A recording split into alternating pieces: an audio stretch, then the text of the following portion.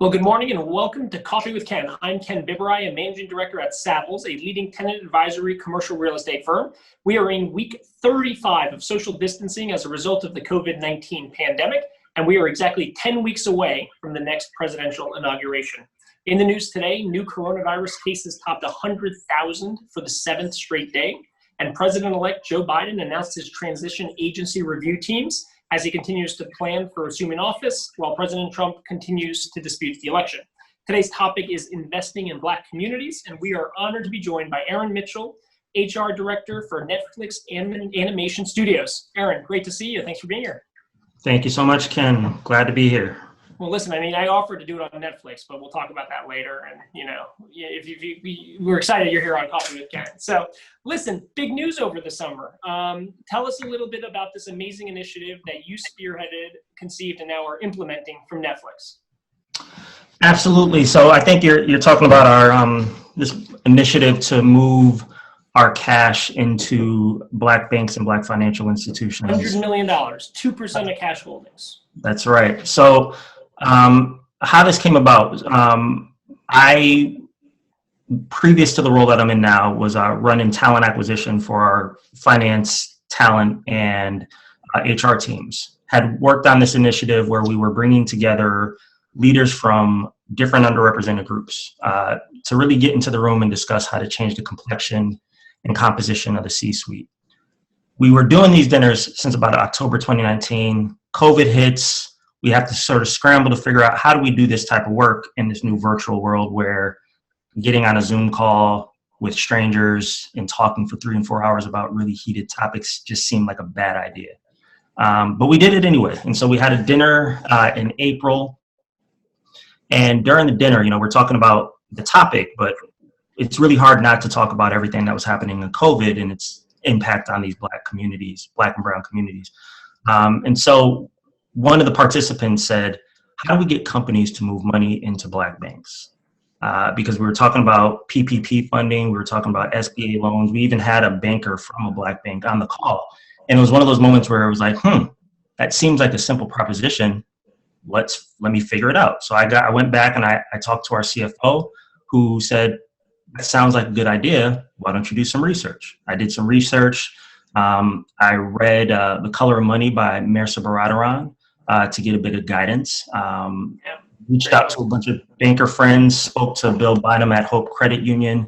And in every conversation, it was like, why hasn't anybody done this? And the response I would get would be like, either nobody's asked, or not really sure, or there was discussions about this 20, 30, 40, 50 years ago, but nothing was executed. So it seemed like one of those things where it's like, let's figure it out. So I put together a proposal. I actually had a proposal written on May 22nd, Friday, May 22nd, sent it off to my head of public policy, who thought it was a good idea. We had been talking for a little bit of time, but then on May 25th, George Floyd is murdered.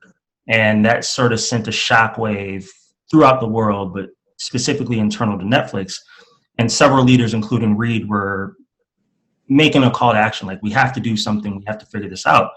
I had spent the last month and a half on this proposal, so I sent it to Reed. Reed's response was something basically like, let's do it. I forwarded that email to Spence, our CFO, where it was like, yep, let's do it. So between May 25th and June 30th, when we announced, it was a mad dash to figure out this fairly simple problem, or fairly simple solution to a very complicated and long problem. But we were able to do it. We made an announcement where we're moving that 2% of our cash into these Black financial institutions. At the time of the announcement, we had identified 2 institutions we were partnering with. We've gone on to identify a number more institutions and hoping to make an announcement before the end of the year about the rest of that capital. Wow, that's great. So did you have in mind this dollar amount? Was it something that evolved through the kind of due diligence period between May and June? How did you come up with like how much should be done?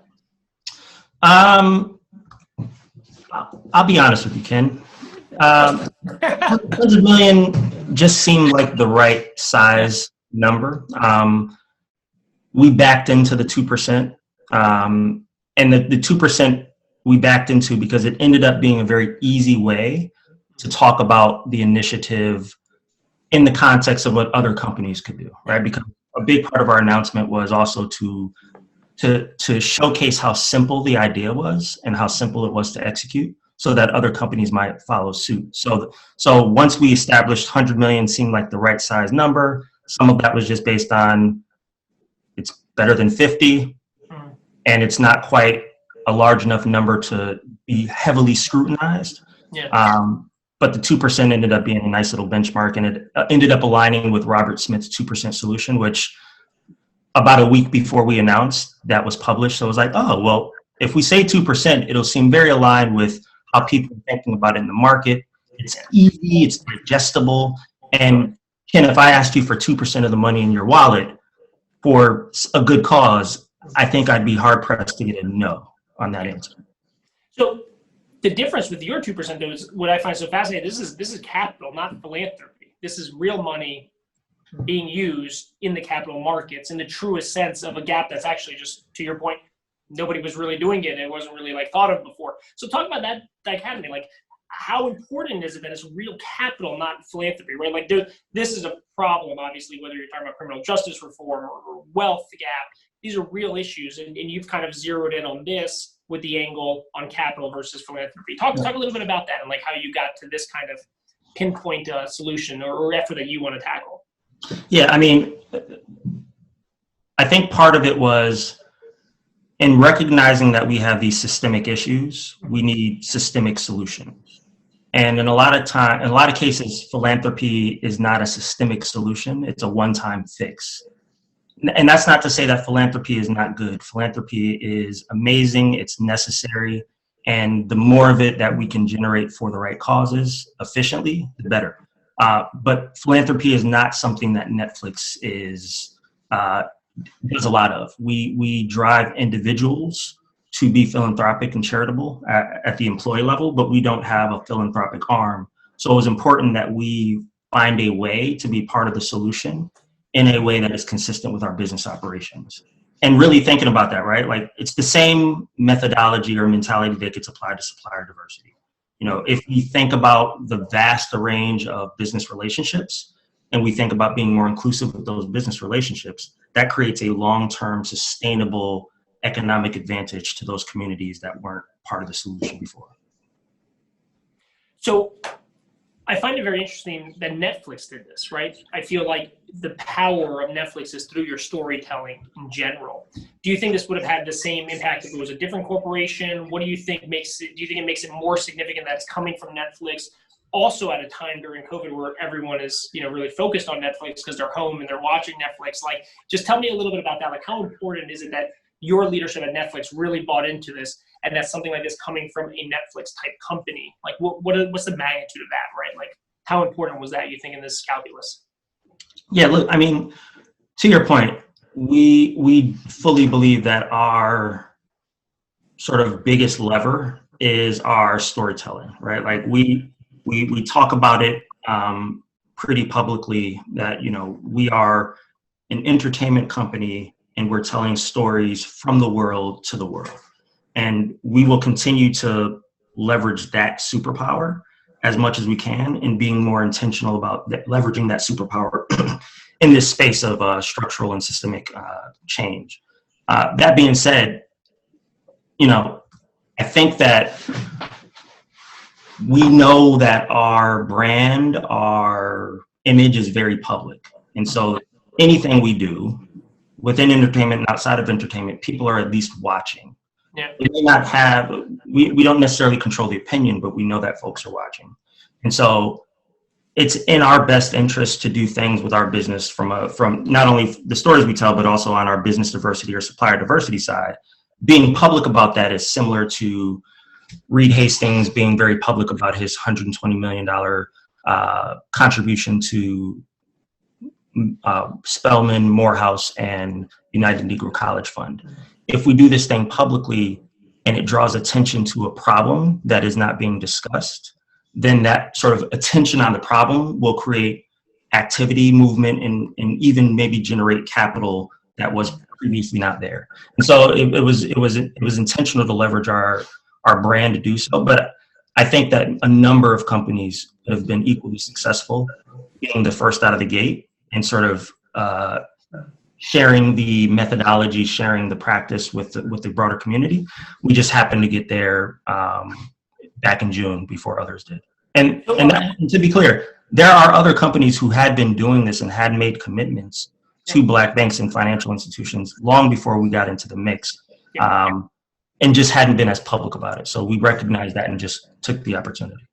And are you getting calls from peers at other companies or other, firms out there looking to do similar things? How do you think from June to today, the impact or maybe the ripple effect has played out? I mean, has this created momentum for others to really say, okay, that is an easy thing. 2% is nothing. We should be able to. No, it's not nothing. It's actually very impactful, especially to the smaller banks that need it. Yeah. So I'd say, yeah, absolutely. Right. So once we made the announcement, we got a bunch of calls from banks, from other companies that were looking to do similar initiatives, and then a whole host of other organizations that were sort of in the mix. Between June and really now, there have been several announcements of companies doing similar work. So Costco, Square, PayPal, Biogen, Microsoft, JP Morgan. There's a long list of companies that have made similar commitments. And when I say similar commitments, the objective in doing this was to call attention to the Black banks' sort of role in the financial health of the Black communities in the U.S. But that's one lever. So a number of companies have not only contributed to the Black banks, but also to entrepreneurs or economic development funds. Some have made capital and credit available for entrepreneurs directly. So there's a lot of different work that needs to be done in this ecosystem, and many companies are picking up the responsibility to do so. Yeah, because the magnitude, I mean, even if you think about this, what was it, like 15 years ago, there were like 36 Black-owned banks. Now there's just 18. The actual wealth gap numbers are just staggering, right? Like an average Black family, wealth is like $24,000 versus like $188,000 for a white family. I mean, these are real challenges and gaps. When you think about this money and this capital, how are you thinking about leveraging it in identifying the banks or the partners? Like, what is your hope that those dollars get used for to kind of address and aim to close these gaps? Yeah, I mean, the partners that we select are critical, right? And so I'll speak to the two that we've announced, and Hope and Lisk. We selected Hope. Bill Bynum was actually one of the first people I reached out to when we were ideating on this, right? He was actually probably the first or second person I spoke to. And when we had the conversation, Bill's been doing this work for 30 years, has had tremendous impact in the Deep South where Hope Credit Union is focused and located. And so looking at the work that Bill had done over 30 years, and I'll say it, when nobody was paying attention, it's important to identify partners who've been committed to this work and have been committed to this work for the long haul and have shown impact. So Hope Credit Union produces an impact report annually that shows the number of loans they've made, the number of families that they've been able to move out of, certain social statuses, the number of businesses they've been able to help fund, and also the sort of economic or asset base of the communities that they serve and how they've helped those asset bases grow. And so that's in the ways that we'll measure the impact with Hope and others. We have a great benchmark with Hope. We have great metrics and measures with Hope and a great track record to sort of leverage as a benchmark. And then with Lisk, where we have a more national footprint. Lisk has been doing this work for 40 years, not necessarily specific to only Black banks and Black communities, but they have been committed to doing impact investing in underserved communities for the 30 years of their existence. So they too have a track record, have benchmarks and metrics, and have investment strategies that have worked time and time again. And so selecting those partners as our first partners, we're leveraging them heavily to help us think about measurement and metrics, so that when we do partner with others that may have either a shorter track record or maybe don't have the same scope or range or spread in their business, we can leverage some of those meaningful and tried and true metrics to measure impact. Does that make sense, Ken? Yep, totally. I was going to ask about the data and the metrics, and I mean, these are real dollars or capital dollars, so I bet there's a real sensitivity, especially from like your own risk portfolio, right? As Netflix putting these dollars, cash holdings into this, and what you must be going through and analyzing it. How are you thinking? So you're 6 months in, roughly. How are you? How is it going? What's the future hold? What are the kind of next steps from your perspective? Yep. So it's going well, right? We've just made the deposit with Hope maybe 2 months ago. So Hope is still working. Yeah. We're working through the deployment. But what that has done for Hope is it's actually increased a lot of interest in their transformational deposit program. And so, one of the positive impacts is that there is just a lot more interest and availability of capital for the problems that they're looking to solve. So that's even though we haven't seen the impact of the investment, we've definitely seen the impact of the announcement. With Lisk, we're still working through the mechanics of how the money will move over. So still too early to tell there. I'd say the biggest sort of indicators of momentum for us, one would be the other companies that are joining the fray and finding different ways to be part of the solution, right? Because like I mentioned before, not every solution is the same. And it's a huge problem, and it's a 400-plus-year-old problem. So it's going to require a lot of really smart people thinking about it from different angles. And we're starting to see that both in the announcements that have been made, but also in the folks that have reached out. I'd say for every announcement you've seen, there's probably 50 people, and I'm not exaggerating, that have reached out to us where we've provided guidance or materials or webinars or even hopped on a call to sort of talk through some of the challenges. So there's that activity. And even though there was an article in the Wall Street Journal, I think it was on Sunday or Saturday, that highlighted the Black Bank space and its importance going forward. I'd say stories like that weren't being told before, so there just wasn't as much attention on the problem. All of those are really positive indicators that this is a long-term sustainable solution to a terrible problem that we face as a country. Yeah, we had a previous coffee talk with Wes Moore from the Robin Hood Foundation. I don't know if you know Wes. We were talking about tackling poverty and addressing these issues, and we were like, okay, do you tackle access to capital? Is it education? Is it housing? Is it environmental issues? Well, what is it? He said, yes. All of it. So it's incredible that you've kind of taken this laser focus. But yeah, I mean, it's incredible. So, I mean, obviously your day job is to close the wealth gap in America after hundreds of years of kind of wrongdoing. But you do something else at Netflix, right? So tell us about your day job now. What are you focused on? My day job is I run HR for Netflix's animation studio. Our animation studio is about 2 years old, and we've got a very ambitious mandate to, on one hand, produce about 6 animated features a year within the next few years. And that, from an output perspective, if you put that into context, Pixar does about 2 features every 3 years.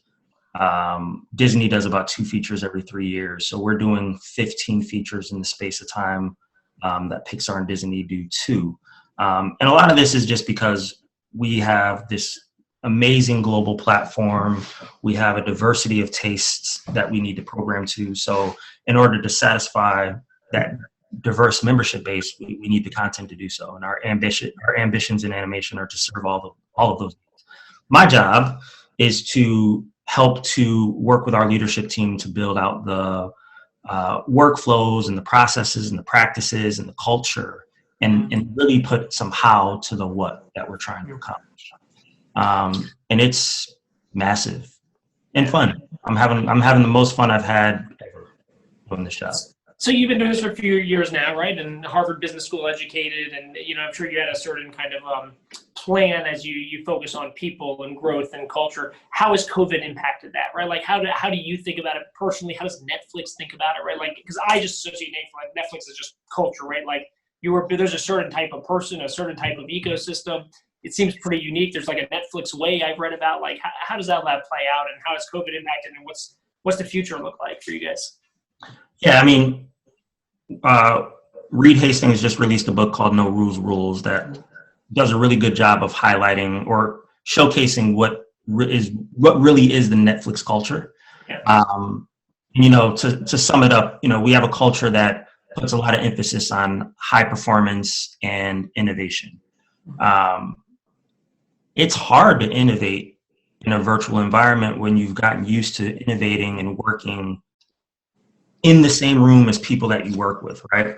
And I'd say for Netflix's very short history, most of our interactions have been in-person interactions, right? Even on a quarterly basis, we gather a bunch of leaders together and we meet to talk because we understand the importance of meeting one-on-one in person.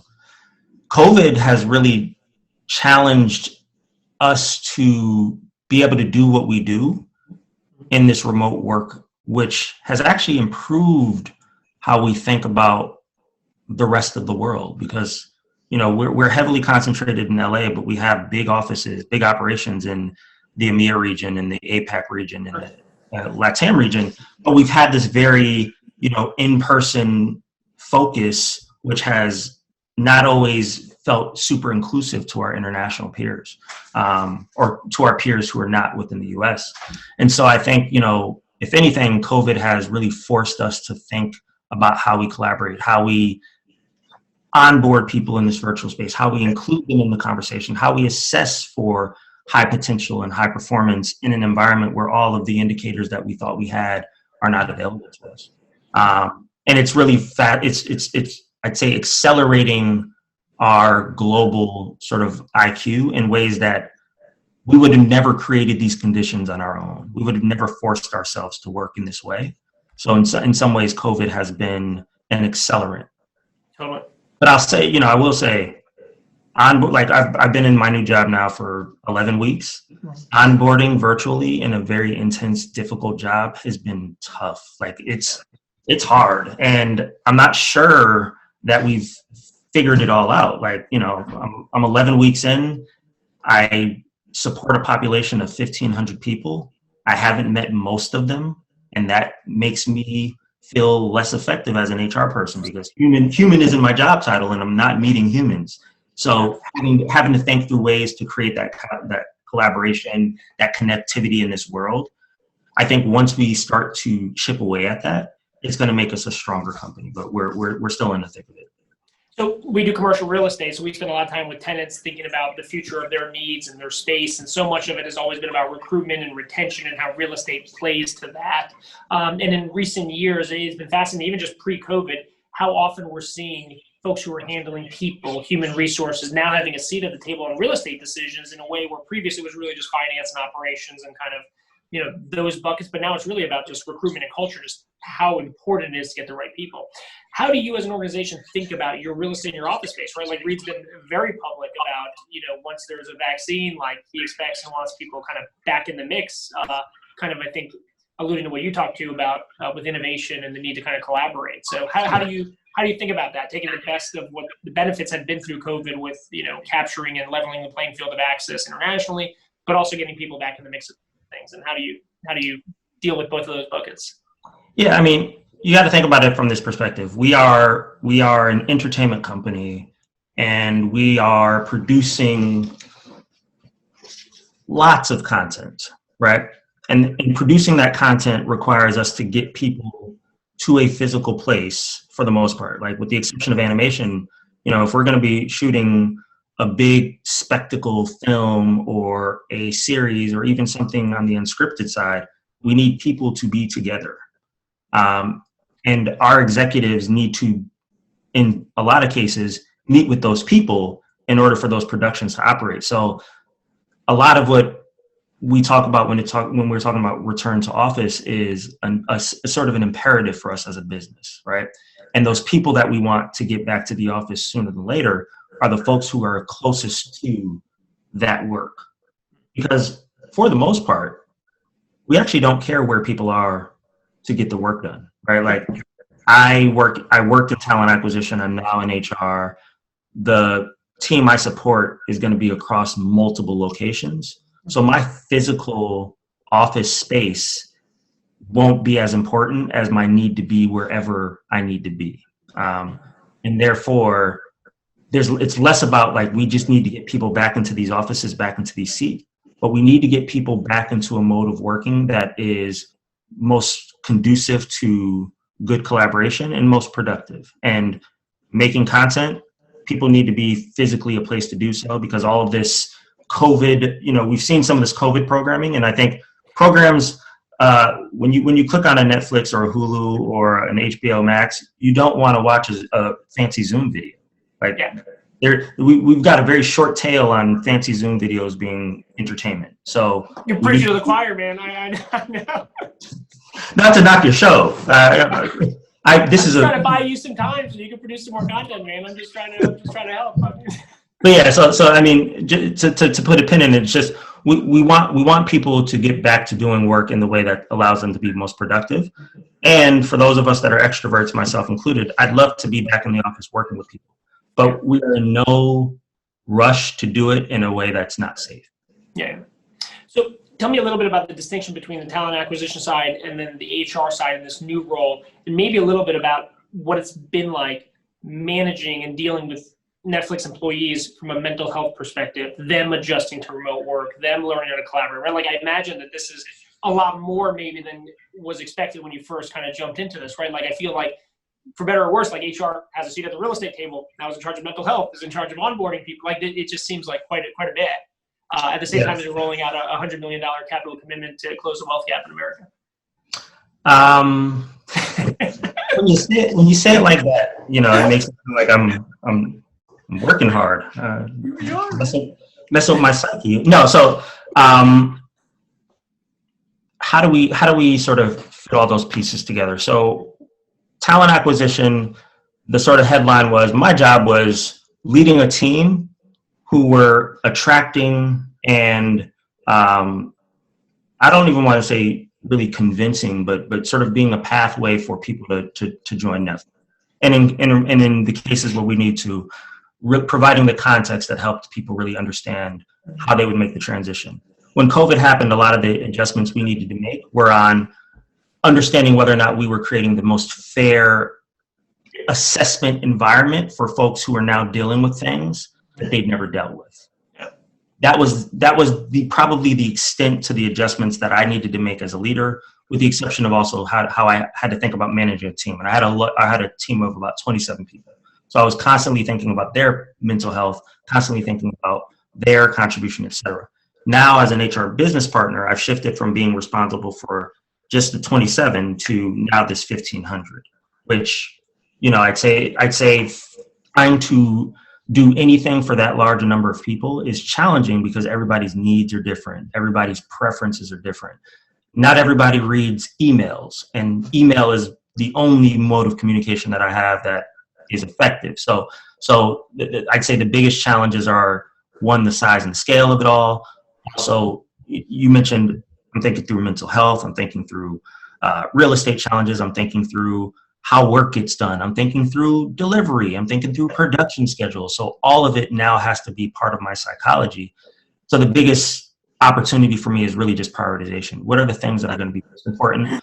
Like, for instance, I'm going to prioritize mental health over certain other elements, because I don't want people to burn out in an environment where burnout is almost certain, right? Like, I don't know about you, but being home with my beautiful daughters for 6 months straight with no break makes daddy something, to quote Homer Simpson. There's something in your coffee, right? There's something else in your coffee. Not in the morning, but so it's working through all of that on top of, right, for a group of 1,500 people across 27 different countries. The scale of it all is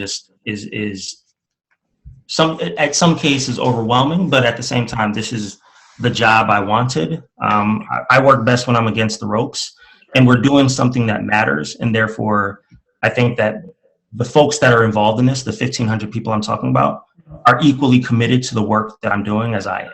And that makes it all the more easy. Their people aren't working against good practices and good ideas.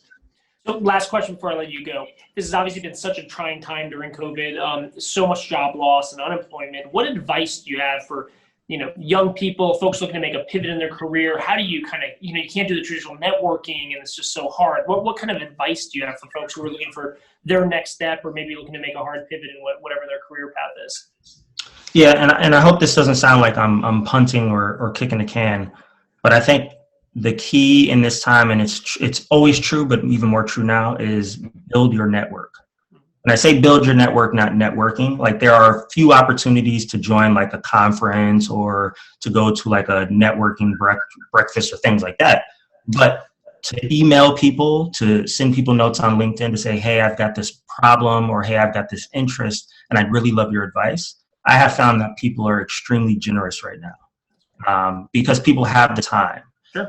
And if they don't have the time, good people want to help other people. So I'd say double, triple down on just building out your network, figure out who the people are that you want, and just go.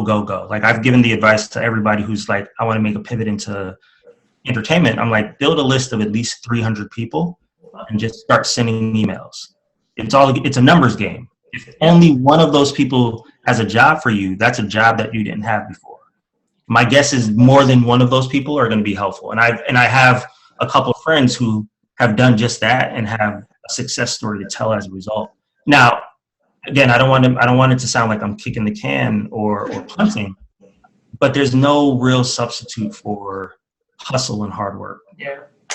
That's amazing. Well, look, Aaron Mitchell, thanks for taking the time to be here today. I know you have a lot going on. Congrats to you and to Netflix for this amazing initiative. And we're so happy you took the time to be on with us. Thank you to everybody else who's tuning in. Really appreciate everyone listening. Our next Coffee with Ken is next Thursday.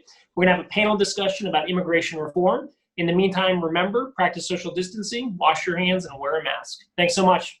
Good to see you, Aaron. Thank Stay you. well. All right. Have a good one. Bye-bye.